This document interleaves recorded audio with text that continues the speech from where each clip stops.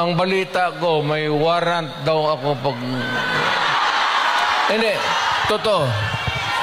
Yung sa ICC or something. Matagal na akong hinahabol ng mga putang ina.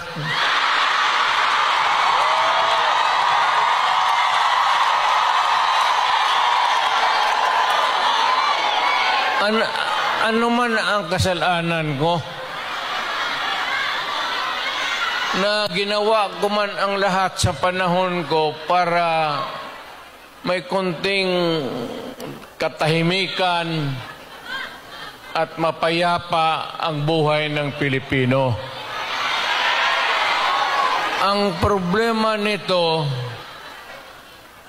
ewan ko kung ang tingin ng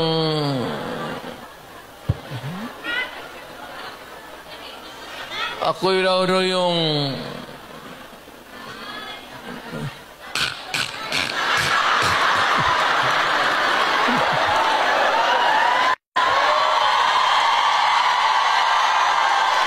o ganito na lang.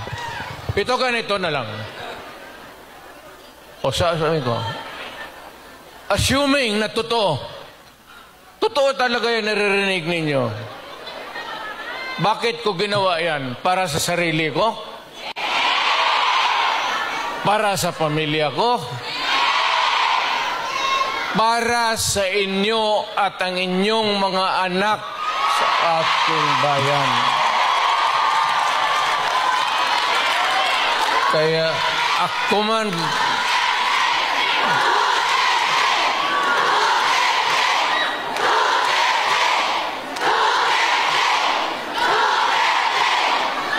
ang higain ko na lang sa inyo, total kung ganito man talaga ang swerte ko sa buhay, okay lang, tatanggapin ko yan. Wala tayong magawa hulihin tayo kung ikulong tayo. Kaya lang, meantime, mag-contribute kayo, bas kayo $5, $10, para paglabas ko sa presuhan, pagawaan ninyo akong monumento katabi ni Rizal. Si Rizal may hawak na libro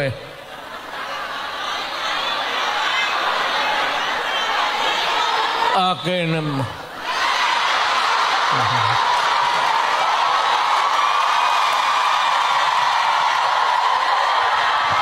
Kaya bakit? Tumahimik ba ang bayan natin kung Pilipinos hold up dito, hold up. Wala nang ginawa kung hindi.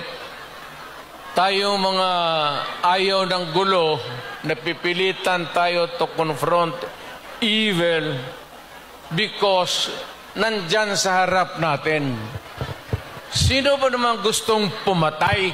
Putang inang yan.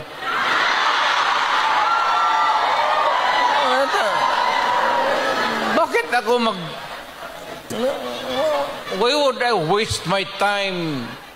Binila, pumapatay yan si Duterte, lumalabas ng gabi, ganon. Anso, sino ba naman gusto maging security guard? Na ang kinuha ko law